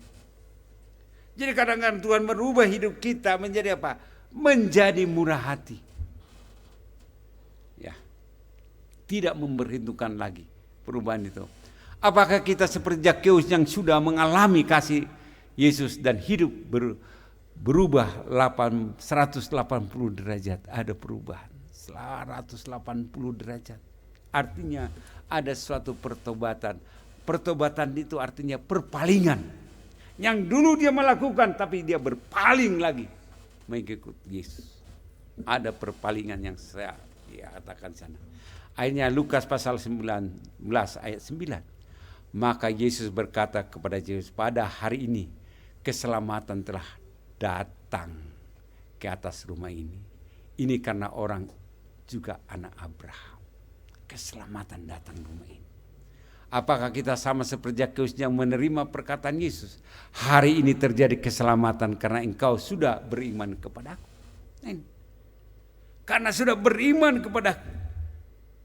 Ya, saya kira dulu saya yang pertama kali bertobat di keluarga. Ya, karena itu saya yang pertama kali dulu. Karena saya dilayani oleh pendeta seorang karena banyak ilmunya. Sehingga saya ditengking satu-satu. Setelah saya pulang ke rumah, saya lihat saudara-saudara saya itu ada di mukanya itu ada selaput hitam di mukanya semua. Memang saya melihat di sana satu penglihatan itu. Akhirnya semuanya menerima Yesus. Ya kan? Kakak saya semua ditengking sampai dari jam 9 sampai jam 2 pagi. Yang aja ditengking. Karena ada roh katanya, roh di dalam dirinya, roh orang bisu dan tuli. Wah, ditengking dalam nama Yesus. Akhirnya semua menerima Yesus. Nah ini, jadi satu orang keluargamu diselamatkan, maka semua akan selamat. Ini, ya ini. Tuhan Yesus yang pertama-tama merindukan untuk apa? Mengucapkan perkataan ini kepada kita semua. Dia rindu agar kita semua dan seluruh umat manusia untuk apa? Mendapat keselamatan. Itulah kerinduan kita supaya semua mendapat keselamatan yang daripada Tuhan. Agar hidup juga diberkati dan melimpah. Ada damai sejahtera. Ada damai sejahtera dalam hidup kita. Yang terakhir ayat 10 dikatakan, sebab anak manusia datang untuk apa? Untuk mencari dan menyelamatkan yang hilang. Tuhan Yesus itu untuk mencari dan menyelamatkan yang hilang. Tuhan Yesus datang ke dunia untuk apa? Mencari dan menyelamatkan yang hilang. Artinya di sana dikatakan, sama seperti gembala yang baik, ia tidak membiarkan satu domba pun hilang dari kawanannya. Dia mencari. Karena itu ada satu perumpamaan yang dikatakan oleh Yesus. Ketika satu domba hilang, dia meninggalkan 99 dombanya. Dia mencari domba yang satu ini. Bagaimana dia mencarinya? Jadi anak yang hilang. Sama seperti yang dikatakan bahwa orang sakitlah yang membutuhkan dokter. Orang sakit yang membutuhkan dokter. Orang sehat nggak pernah membutuhkan dokter, ya kan? Coba Anda pergi ke dokter, ya sakit apa nggak tahu, dokternya banding suruh pulang katanya, kan? Coba sakit apa? Oh ini dokter saya begini, ya, oh baru dikasih obat. Ya kan, kadang-kadang gitu. Tuhan itu datang untuk orang berdosa. Ya. Karena itulah dokter di atas segala dokter. Kalau kita datang ke Tuhan, kita tanya sakit apa kita. Kadang kita berdoa, Tuhan saya sakit. Ya, Tuhan ingin kita mendoa itu secara apa yang kita rasa. Tuhan ini saya sakit jantung ini, saya sakit lambung ini Tuhan, saya sakit kaki ini. Sebut satu-satu. Gak salah kan? Aduh saya sakit nih Tuhan. Iya Tuhan. Sehingga Tuhan beri obatnya. Ya kan? Diberi obatnya. Sesuai dengan dokter kan. Coba kalau Anda datang ke dokter kan tanya, sakit apa dokter? Aduh, udahlah dokter periksa sendirilah, saya nggak tahu sakitku katanya kan. Banyak seperti itu kan. Ya banyak seperti akhirnya sakit apa nggak tahu, dia udah tahu ke dokternya. Ketika semua ada orang yang sakit, yang membutuhkan dokter dari segala dokter, yaitu Tuhan Yesus. Kita mungkin sakit karena kurang kasih dan perhatian. Banyak orang sakit karena kurang kasih dan perhatian. Ya, banyak ibu-ibu sakit karena kurang kasih dari suami. Ya. Banyak juga bapak-bapak sakit karena kurang kasih dari istri, gitu kan. Jadi ini masalah kurang perhatian, kurang kasih sayang, itu membuat sakit. Ya, karena itu dikatakan sakitnya ini mana? Sakitku di sini katanya. Banyak orang sakit karena ini masalah salah satu. Kalau Anda sakit bisa, ya. Kalau kita bilang berarti kurang perhatian dari suami, gitu kan. Dia sakit. Oh, kurang perhatian dari istri, gitu kan. Jadi sakit, ya. Nah, inilah penyakit. Tersisa karena masa lalu kita dan khawatir akan masa depan kita. Tersisa kita karena masa lalu. Jangan kita lagi ingat-ingat masa lalu, karena iblis selalu mengingatkan masa lalu. Tuhan ingin melihat kita melihat ke masa depan. Selalu iblis itu. Kita mau maju iman kita, iblis selalu mengingatkan masa lalu. Dulu kamu gini, dulu kamu gini. Kita diteror oleh iblis sehingga kita bisa nggak bertumbuh imannya. Banyak kan seperti itu. Masa lalu, kata itu kan, masa lalu biarlah berlalu. Ya. Dan khawatir akan masa depan. Jangan kita khawatir masa depan. Karena apa? Masa depan ada di tangan Tuhan. Ya, sakit karena kurang peka terhadap penderitaan sesama. Terlalu egois, mengejar kesenangan sendiri. Ini bisa, ya, karena kurang peka terhadap penderitaan. Kita harus peka, ya. Kita harus peka. Mungkin tidak sakit karena menganggap bahwa harta karier adalah nomor satu dalam hidup kita. Ini sakit. Yang dikejar adalah harta karier. Ya, dikejar. Itu nomor satu dalam hidupnya. Akhirnya apa? Dia lelah, ya kan? Terus meninggal nggak bawa apa-apa, ya kan? Nggak ditulis di nisannya, ya, nggak bawa apa-apa, cuman gitu aja. Nah ini, mari kita pada saat ini mengundang Tuhan Yesus, ya, masuk dalam hidup kita, dalam setiap sendi kehidupan kita dan dalam keberadaan kita sendiri, sehingga kita dapat menjadi bait suci yang kudus. Jadi kita persilakan supaya Tuhan Yesus mengambil kita. Mari kita belajar dari kehidupan Zakheus, ya ini. Memiliki tekad yang kuat dan komitmen total untuk apa? Mengenal Tuhan Yesus. Yang kedua, ramah terhadap semua orang. Yang ketiga, bersukacita dalam Tuhan. Yang keempat, bertobat dan setiap hari. Kita harus bertobat setiap hari di dalam kehidupan kita. Mari kita berdoa. Bapa di surga, kami telah belajar tentang kehidupan Zakheus, di mana Zakheus juga salah satu anak Abraham yang dikatakan oleh Tuhan. Karena itu Tuhan, kami mau Tuhan, ada kerinduan kami untuk terus mengejar iman kami, mencari Tuhan dalam kehidupan kami, sehingga Tuhan yang bekerja di dalam kehidupan kami. Sehingga Tuhan juga yang senantiasa menolong setiap langkah hidup kami. Sehingga ada sukacita itu terus ada di dalam hidup kami. Seperti Zakheus, Tuhan ubah hidupnya. Sehingga dia menjadi takut akan Tuhan. Kami juga rindu Tuhan. Tuhan Yesus yang mengubah hidup kami. Sehingga kami boleh Tuhan, damai sejahtera itu ada dalam hati kami. Di dalam kehidupan kami sehari-hari. Biarlah kami terus bersyukur kepada Tuhan atas kasih dan anugerah-Mu. Hanya di dalam nama Tuhan Yesus Kristus kami berdoa. Amin. Ya, saya persilakan.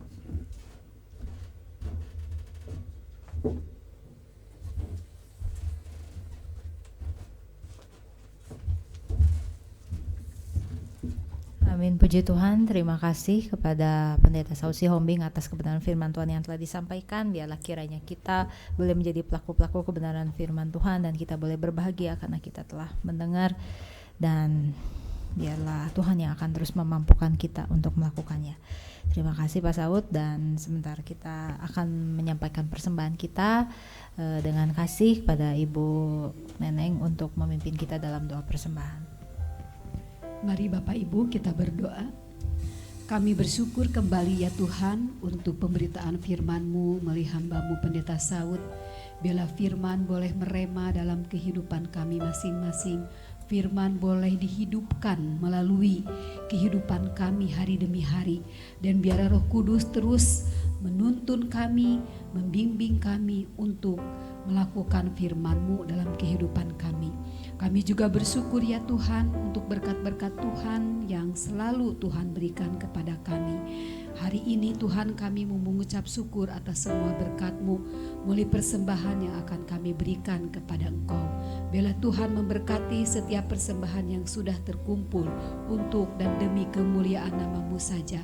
Terima kasih Bapa, dalam nama Tuhan Yesus kami berdoa dan mengucap syukur. Amin.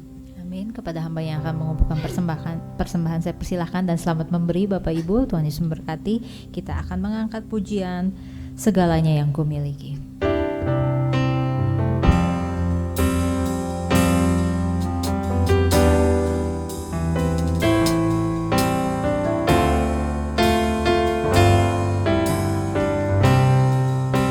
Segalanya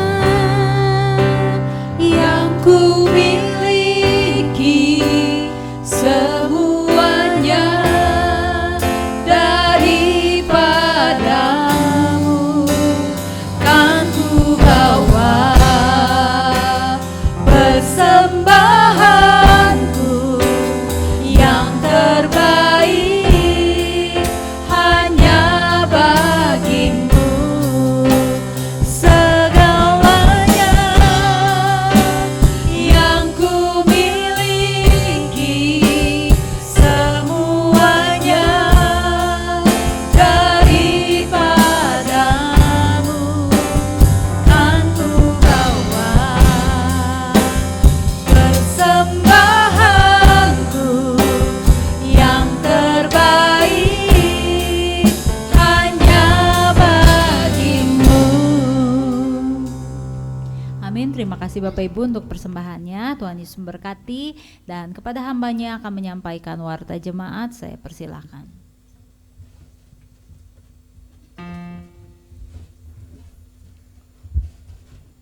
Terima kasih Bapak Ibu sudah memberi persembahan. Shalom Bapak Ibu semua. Kurang keras suaranya, kelihatan lapar ini. Shalom Bapak Ibu. Shalom. Ya, udah dengar firman Tuhan, ya. Dan bagaimana penerimaan Yesus terhadap Sakeus dan transformasi spiritual atau perubahan rohani yang dialami oleh Sakeus. Dan Pak Saud sudah menyampaikan itu dengan luar biasa. Yang jelasnya perlu sekali orang menerima Yesus sebagai Tuhan dan Juru Selamat, untuk bukan hanya mengalami penyelamatan Allah, tapi juga ada hal yang menarik, yaitu dia mencari.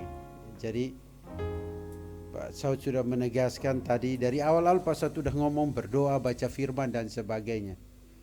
Itu kan urusan pribadi. Banyak orang kan berpikirnya spiritual kerohanian itu bergantung kepada orang lain, padahal dia juga harus punya sesuatu bentuk konsistensi untuk bisa melakukan hal itu. Ya, jadi anak muda, bagaimana kalian bisa hidup takut akan Tuhan? Bukan hanya mendengar nasihat orang tua, tapi juga betul-betul harus mencari dan menghidupi kebenaran firman Tuhan. Orang tua bisa ngomong apapun, kalau kalian sendiri nggak taat, yang akan rugi adalah hidup kalian sendiri. Ya, tapi Tuhan selalu mau kalian kembali untuk memuliakan Dia dan hidup benar di hadapannya. Terima kasih Pak Saud ya. Kita akan membaca warta jemaat Menara Pengharapan Minggu 20 Oktober 2024. Next. Terima kasih jemaat yang telah menyampaikan persembahan. Ada persembahan 200 lebih, ada ucapan syukur, totalnya 400 ya. 400 ribu atau 10 ribu? Itu 10 ribu ya. Ya, 410 ribu ya.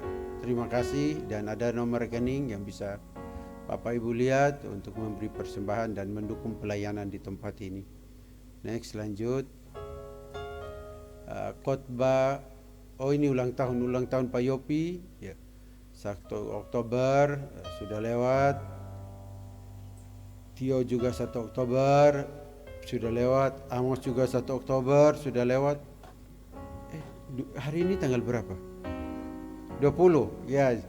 Deb, selamat ulang tahun sekalipun engkau jauh sekali ya dia sekarang lagi pendidikan di Bogor ya. Ya, dia ada di Bogor ya. Mudah-mudahan kita bertemu ya. Ya, Tuhan berkati baik Pak Yopi, Tio, Amos ya, dan juga Deborah.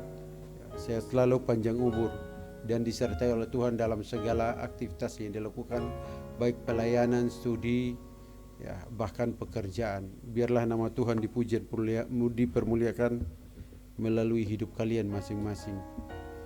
Next, lanjut. Ya, ini pelayanan minggu depan. Semua tolong memperhatikannya dengan baik. Nah, Ibu Neneng mana? Ini jangan lupa kasih tahu itu Pak Nelson.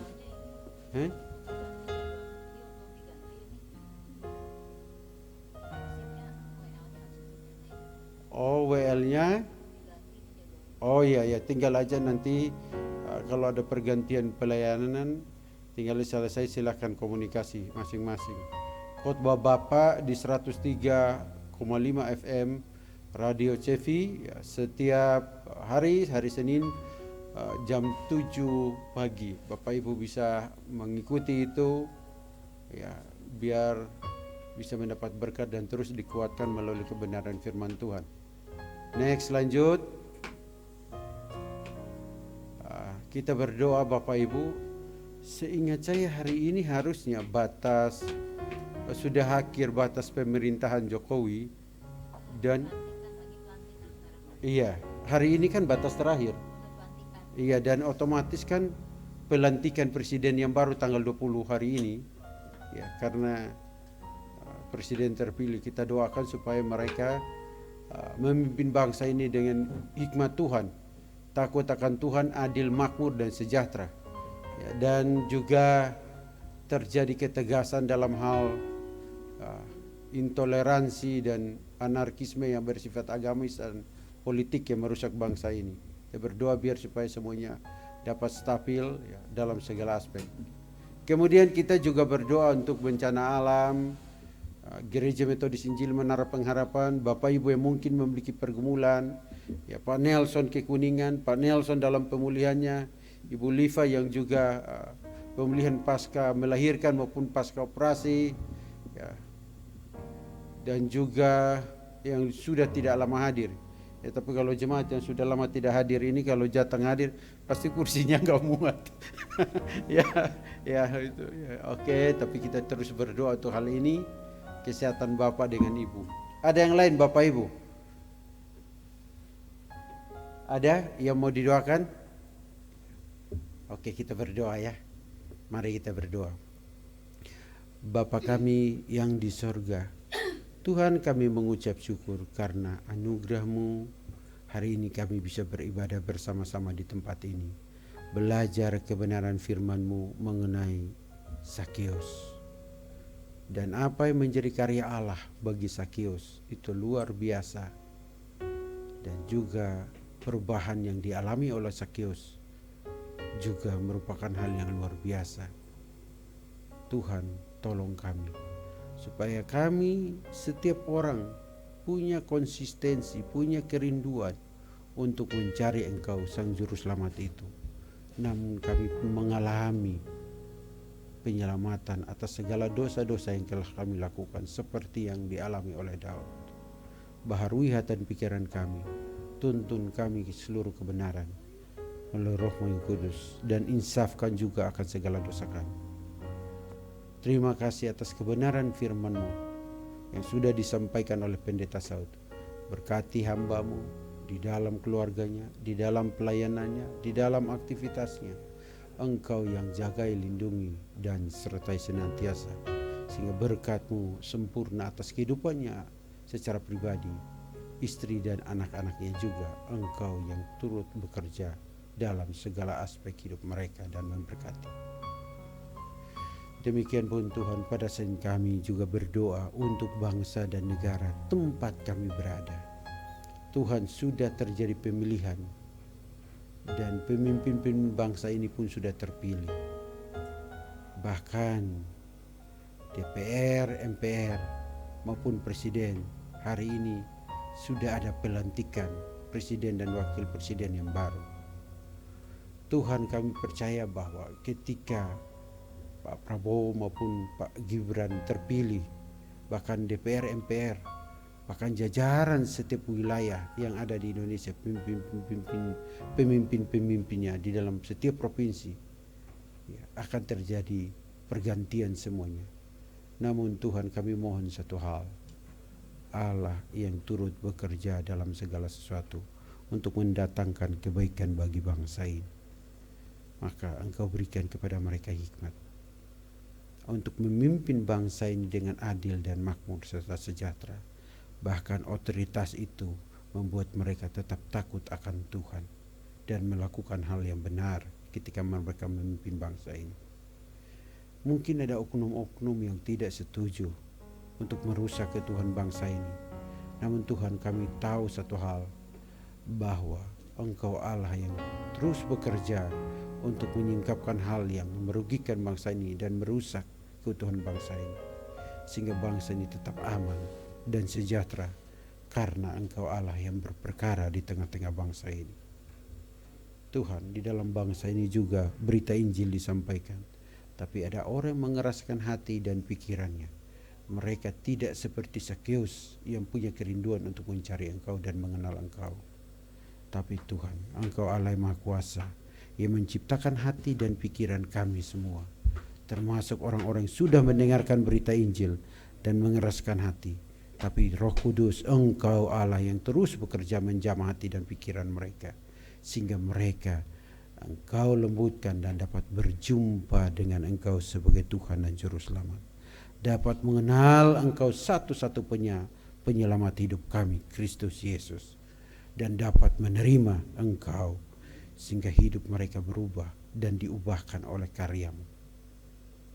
Tuhan, kami juga menyerahkan kehidupan jemaat Gereja Metodis Injili di tempat ini.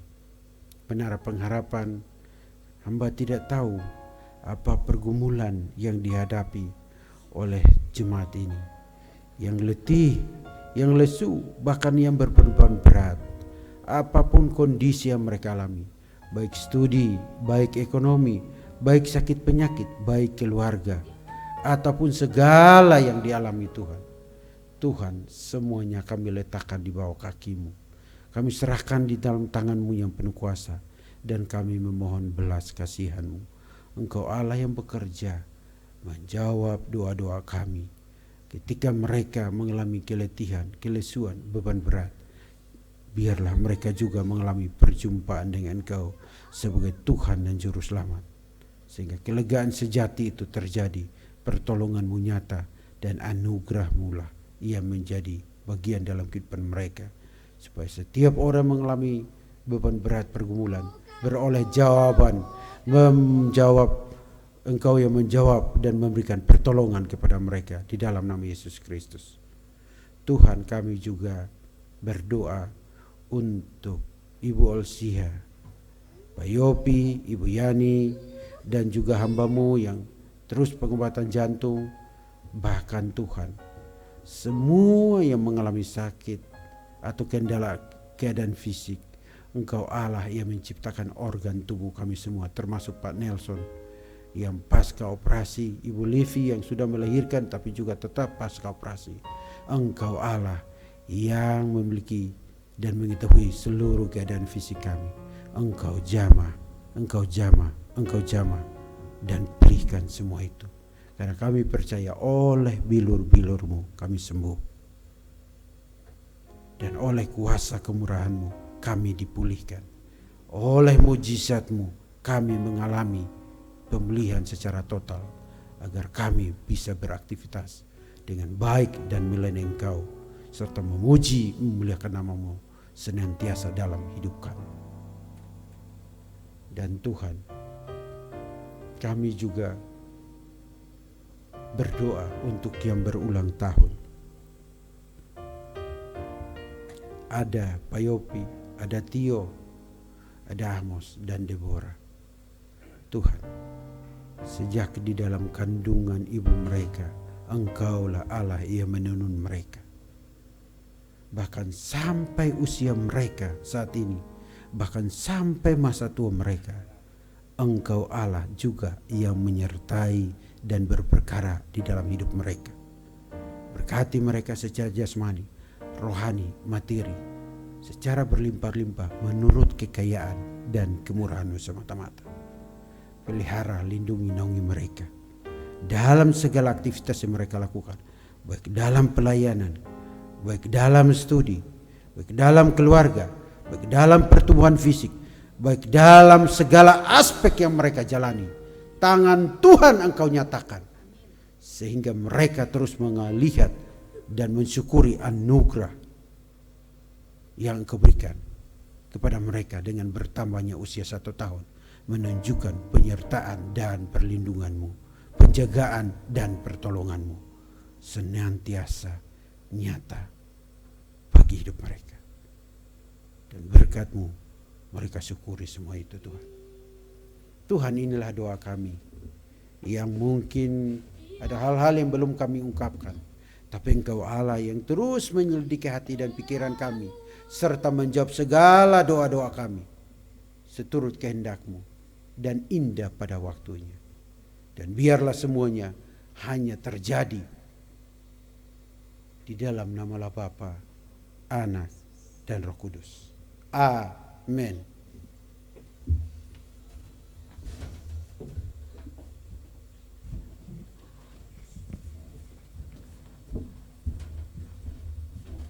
Mari kita bangkit berdiri, kita mengatakan pengakuan iman rasuli. Aku percaya kepada Allah, Bapa yang Maha Kuasa, Khalik langit dan bumi, dan kepada Yesus Kristus, Anak yang tunggal Tuhan kita, yang dikandung daripada Roh Kudus, lahir dari anak darah Maria, yang menderita sengsara di bawah pemerintahan Pontius Pilatus, disalibkan, mati dan dikuburkan, turun ke dalam kerajaan maut. Pada hari yang ketiga bangkit pula dari antara orang mati, naik ke surga, duduk sebelah kanan Allah, Bapa yang Maha Kuasa, dan akan datang dari sana untuk menghakimi orang yang hidup yang mati. Aku percaya kepada Roh Kudus, gereja yang kudus, persekutuan orang kudus, pengampunan dosa, kebangkitan daging dan hidup. Amin.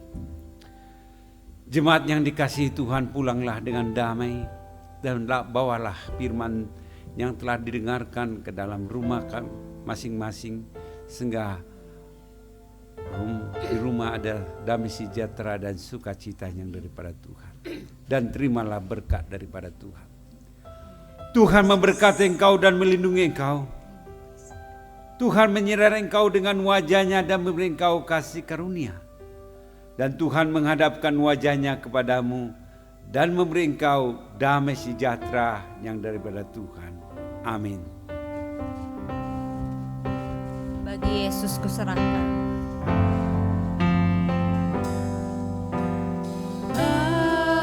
Bagi Yesus kuserahkan hidupku seluruhnya, hati dan perbuatanku, pun waktuku miliknya.